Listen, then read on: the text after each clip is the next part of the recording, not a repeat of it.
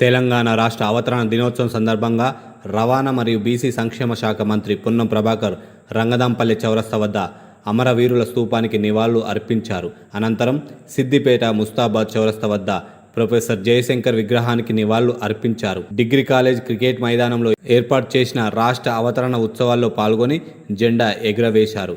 జాతీయ గీతాన్ని, తెలంగాణ రాష్ట్ర గీతాన్ని ఆలపించారు. ప్రజాపాలన ప్రభుత్వంలో అమలు చేస్తున్న సంక్షేమం, అభివృద్ధిపై తన ప్రసంగంలో వివరించారు. తెలంగాణ రాష్ట్ర అవతరణ దినోత్సవం సందర్భంగా తెలంగాణ అమరవీరుల కుటుంబాలకు సత్కారం చేశారు. రైతుకు నేస్తం నాణ్యమైన విత్తనం పథకం ద్వారా రైతులకు విత్తనాల బ్యాగులు పంపిణీ చేశారు. ఈ సమావేశంలో జిల్లా collector Manu Chaudhary, additional collector Garima Agarwal, Abdul Hameed, CP Anuradha, వివిధ విభాగాల అధికారులు పాల్గొన్నారు.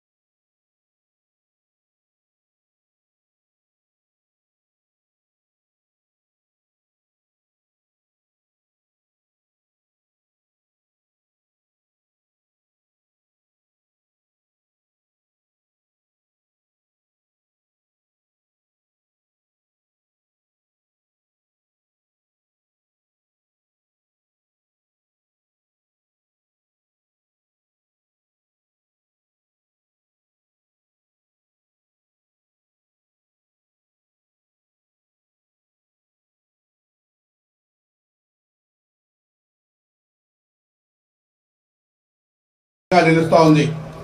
భాషా ప్రయుక్త రాష్ట్రంగా ఆంధ్ర రాష్ట్రం మరియు తెలంగాణ రాష్ట్రం కలిపి ఆంధ్రప్రదేశ్ రాష్ట్రంగా ఆవిర్భవించిన తర్వాత ఆర్థిక, సామాజిక, సాంస్కృతిక రంగాల్లో తెలంగాణ ప్రాంతం అసమానతలకు గురి కావడంతో 1960 దశకం నుంచే ప్రత్యేక తెలంగాణ రాష్ట్ర సాధన ఉద్యమాలు ప్రారంభమయ్యాయి.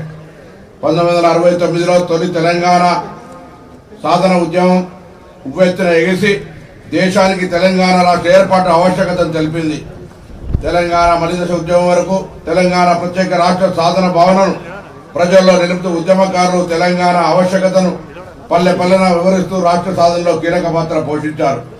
తెలంగాణ ఉద్యమంలో ప్రజాప్రతినిధులు, అధికారులు, అనధికారులు, కార్మికులు, కర్షకులు, విద్యార్థులు, మేధావులు, అన్ని వర్గాల ప్రజల సుదీర్ఘ పోరాట ఫలితంగా 2 జూన్ 2014 తెలంగాణ రాష్ట్రం ఏర్పడి 6 దశాబ్దాల తెలంగాణ ప్రజల కళ సహకారమైన నేడు స్వేచ్ఛ తెలంగాణలో జీవిస్తా ఉన్నాం. తెలంగాణను తేవడం 10% పని అయితే వచ్చిన తెలంగాణను బంగారు తెలంగాణగా మలుచుకోవడం 90% పని అన్న ఆచార్య కొత్తపల్లి జయశంకర్ గారి ఆశయానికి అనుగుణంగా మన ప్రజాప్రభుత్వం తెలంగాణ ఉజ్వల తెలంగాణను మార్చేందుకు నిరంతరం కృషి చేస్తూ ఉంది. తెలంగాణ రాష్ట్రం భారతదేశంలోనే ప్రపంచ స్థాయిలో అగ్రస్థానంలో నిలిపేందుకు గౌరవ ముఖ్యమంత్రి రేవంత్ రెడ్డి గారి నాయకత్వంలో తెలంగాణ రైజింగ్ 2047 విజన్తో ప్రజాప్రభుత్వం ముందుకు సాగుతూ ఉంది. తెలంగాణ రాష్ట్ర అభివృద్ధి, ఆర్థిక, సామాజిక, పరిపాలన రంగాల్లో ఆదర్శవంతమైన లక్ష్యాలతో తెలంగాణ రైజింగ్ 2047 విజన్ డాక్యుమెంట్ రూపొందించినట్టు గౌరవ ముఖ్యమంత్రి రేవంత్ రెడ్డి గారు ఇటీవల జరిగిన నీతి ఆయోగ్ సమావేశంలో వెల్లడించారు. తెలంగాణ రైజింగ్ 2047 కీలక అంశాలు. తెలంగాణ రైజింగ్ 2047 విజన్ లో 4 కీలక అంశాలున్నాయి. పేదల సంక్షేమము, సమగ్ర పాలసీల రూపకల్పన, ప్రపంచ స్థాయి ఇన్ఫ్రా డెవలప్మెంటు, పారదర్శక సుపరిపాలన లక్ష్యాలను ప్రాధాన్యత ఇస్తారు. ఈ లక్ష్యాల సాధనకు ప్రభుత్వం ఇప్పటికే పలు చర్యలు చేపట్టింది. తెలంగాణ సమగ్ర అభివృద్ధికి ఇప్పటికే welfare and social justice policy, green energy policy, infra and industrial policy, tourism పాలసీలను ప్రభుత్వం సిద్ధం చేసింది. ఈ విజన్ డాక్యుమెంట్ భవిష్యత్ తెలంగాణకు ఒక భగవద్గీత. ఇది తెలంగాణ రూపురేఖలనే మార్చేస్తుంది.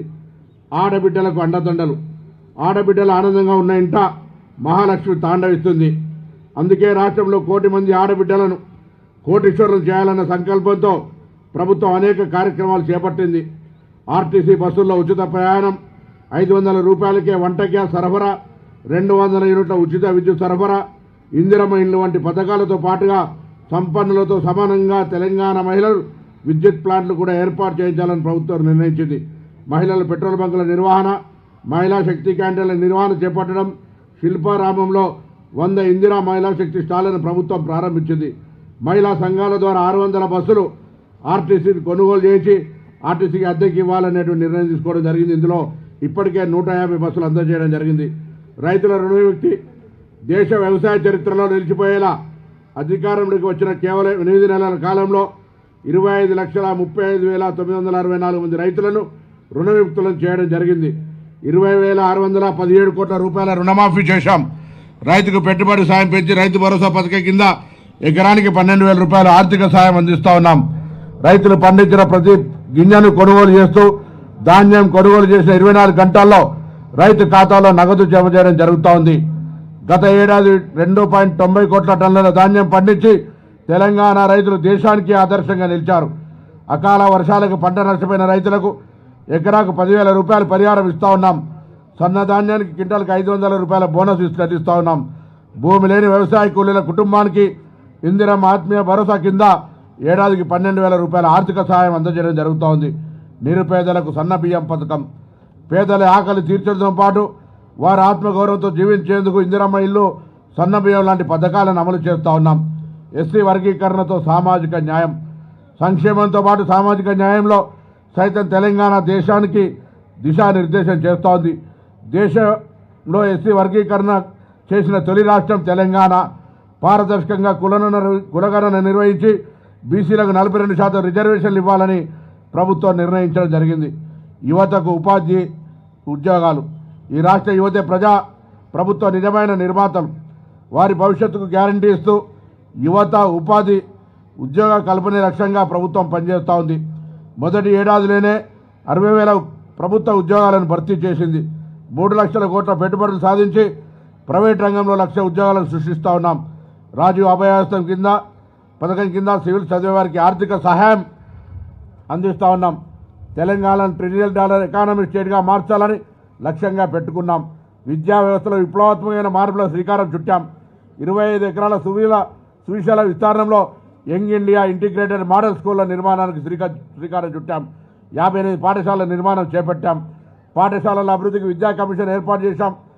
ఇందిరమ్మ ఇళ్ల నిర్మాణం రాష్ట్రంలో నిరుపేదలకు నియోజకవర్గానికి 3,500 చొప్పున ఇందిరమ్మ ఇళ్ల నిర్మాణం రాష్ట్రంలో 4,50,000 ఇందిరమ్మ ఇళ్ల నిర్మాణం లక్ష్యంతో రాష్ట్రంలో ఇప్పటికే గృహ నిర్మాణం ప్రారంభించింది. నిర్మాణ దశలను బట్టి లబ్ధిదారుల ఖాతాలో నగదు జమ చేస్తూ ఉన్నాం. చెంచులకు ఇందిరమ్మ ఇళ్లు, గిరిజన ప్రాంతాలకు చెంచులకు 10,000 గృహాల కేటాయింపు, గిరిజనుల భూములకు సాగునీరు విద్యుత్ సదుపాయానికి ఇందిరా సౌర గిరి జల వికాసం కార్యక్రమం ప్రారంభించిన ఇళ్ల నిర్మాణం రాష్ట్రంలో నిరుపేదలకు నియోజకవర్గానికి 3,500 చొప్పున ఇందిరమ్మ ఇళ్ల నిర్మాణం రాష్ట్రంలో 4,50,000 ఇందిరమ్మ ఇళ్ల నిర్మాణం లక్ష్యంతో రాష్ట్రంలో ఇప్పటికే గృహ నిర్మాణం ప్రారంభించింది. నిర్మాణ దశలను బట్టి లబ్ధిదారుల ఖాతాలో నగదు జమ చేస్తూ ఉన్నాం. చెంచులకు ఇందిరమ్మ ఇళ్లు, గిరిజన ప్రాంతాలకు చెంచులకు 10,000 గృహాల కేటాయింపు, గిరిజనుల భూములకు సాగునీరు విద్యుత్ సదుపాయానికి ఇందిరా సౌర గిరి జల వికాసం కార్యక్రమం ప్రారంభించినది. హైదరాబాద్కు అంతర్జాతీయ హంగులు. హైదరాబాద్ నగరాన్ని అంతర్జాతీయ ప్రమాణాలతో అభివృద్ధి చేసేందుకు ప్రణాళికలు సిద్ధమయ్యాయి. మెట్రో విస్తరణకు శ్రీకారం చుట్టాం. జిహెచ్ఎంసీలో కంటోన్మెంట్ విలీనం చేయాలన్న ప్రజల చిరకాల వంచన నెరవేర్చాం. ఫ్యూచర్ సిటీతో పాటుగా 30,000 ఎకరాల సరికొత్త నిర్మాణానికి ప్రభుత్వం నిర్ణయం తీసుకుంది. అభివృద్ధి ప్రణాళికలతో రాష్ట్రాన్ని 3 జోన్లుగా వర్గీకరించాం. ఔటర్ రింగ్ రోడ్డు లోపల నగరాన్ని కోర్ అర్బన్ తెలంగాణగా, ఔటర్ రింగ్ రోడ్డు ప్రతిపాదిత రీజనల్ రింగ్ రోడ్డు మధ్య ప్రాంతాన్ని అర్బన్ తెలంగాణగా, రీజనల్ రింగ్ రోడ్డు అవతల ప్రాంతాన్ని రూరల్ తెలంగాణగా నిర్ణయించాం. వరంగల్ విమానాశ్రయాన్ని సాధించాం. విశ్వవేదికపై తెలంగాణ, రాష్ట్రం తెలంగాణ ప్రపంచ వేదికపై ఆవిష్కరించడంలో విజయం సాధించాం. అమెరికా, దక్షిణ కొరియా, సింగపూర్, దావోస్, జపాన్ దేశాల్లో పర్యటించి భారీగా పెట్టుబడులు సాధించాం. హైదరాబాద్ వేదికగా పలు గ్లోబల్ ఈవెంట్లు నిర్వహించాం. AI global summit, bio Asia సదస్సు, ప్రపంచ సుందరి పోటీలు విజయవంతంగా నిర్వహించాం. ఈ సందర్భంగా మన జిల్లాలో అమలు చేస్తున్న వివిధ ప్రభుత్వ అభివృద్ధి కార్యక్రమాల వివరాలని మేము ముందు ఉంచుతా ఉన్నాం. మహిళలకు ఉచిత బస్సు, మహిళా మహాలక్ష్మి పథకం కింద జిల్లాలో 5,53,00,000 మంది మహిళలు ఆర్టీసీ బస్సుల్లో ఉచిత రవాణా సౌకర్యాన్ని ఉపయోగించుకొని 208 కోట్ల రూపాయల లబ్ధి పొందారు.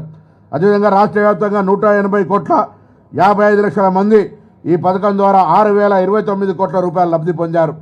రాజీవ్ ఆరోగ్యశ్రీ పథకం కింద పేదలకు కార్పొరేట్ వైద్యాన్ని అందించాలనే లక్ష్యంతో వైద్య పరిమితిని 5 లక్షల నుంచి 10 లక్షల రూపాయలకు పెంచి కొత్తగా 163 వ్యాధులను చేరుస్తూ మొత్తం 1,835 వ్యాధులను ఈ పథకం పరిధి విస్తరించడం జరిగింది.